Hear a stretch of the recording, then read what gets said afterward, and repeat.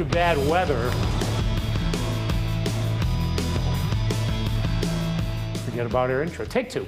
After a one-night postponement due to bad weather, the CIAC football playoffs kicked off tonight with 16 games. That means 32 teams were chasing 4 state championships, and all of the defending champions were back in the tournament this year, looking to win back-to-back state titles. Yeah, we start our coverage, Kai, in Meriden, where two teams that lost in the finals a year ago, meeting in the quarterfinals. Berlin lost the Class M title game to St. Joseph's. Maloney lost the L final to Daniel Hand. They met in L tonight. The CCC rivals didn't play in the regular season. Two proud programs facing off at a chilly Falcon Field in Meriden. First quarter, Maloney up 7-0. Berlin's Justin Skates, the great pass. Watch Joseph Caraglio stay in bounds. We are tied at 7. From there, Maloney pulls away. Angel Arce to Cameron Moreno, who runs it in for the touchdown. Maloney up 13-7. Same score next drive for Maloney. As Yogi Berra said, it's deja vu all over again. Arce goes up top. Moreno makes the catch. It's a touchdown. Maloney leads 27. That was the score at the half. Third quarter now, Maloney leads 28-7. Guess what? Arce a short pass to Moreno for the TD again. Moreno had 4 touchdowns on the night. That makes it 34-7. That is your final score. The Spartans improved to 11-1. They get to the Class L semifinals for the second year in a row. Bring them, whoever we're playing, man. We're ready to go. You know, we're here for a reason. We ain't gonna back down from nobody. And I love our football team here, and we're excited to keep playing another day. Looking forward to film session tomorrow and preparing for our next opponent. We came out, we played a great game as a team. Everybody came, executed, and did their job. We're going back to back.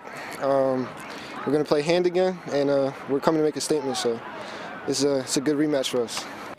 Weathersfield down south to take on New Canaan. Lou Marinelli's teams always come ready to play. This year, no different, of course. Notre Dame commit Drew Pine airing it out early over the middle.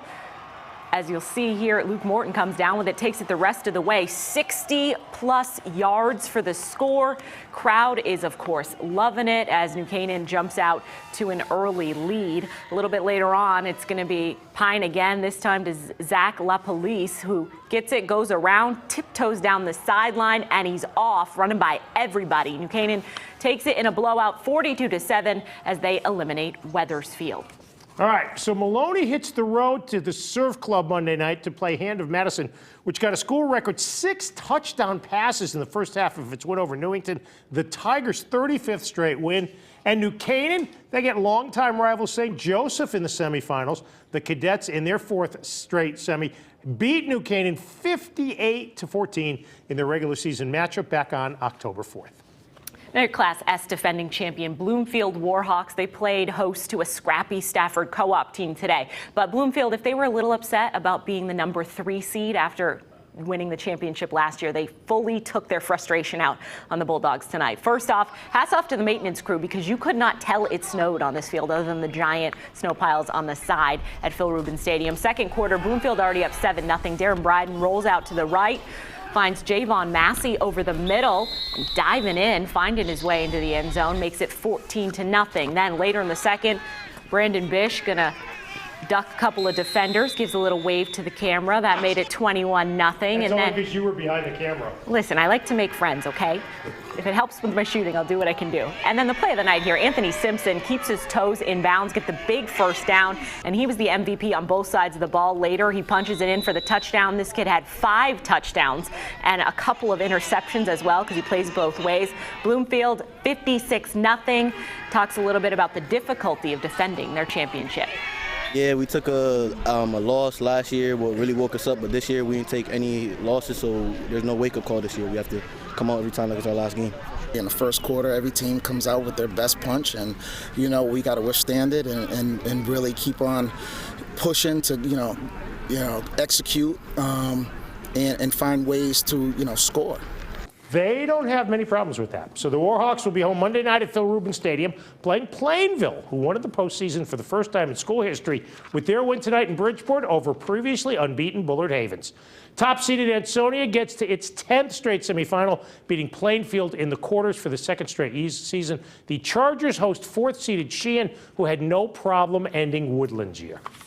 Now in Class M, top-seeded Rockville denied a chance for its first home playoff game in 24 years because of the snow. The field wasn't playable. So the Rams went to Weaver High School in Hartford for their quarterfinal game with SMSA Co-op. And Rockville wasn't at home, but they were ready to roll. Jonathan O'Coin, right out of the gate, takes the snap, says, "I'll run it myself," breaks a few tackles, and makes it into the end zone. Crowd traveled down from Rockville. They're loving it.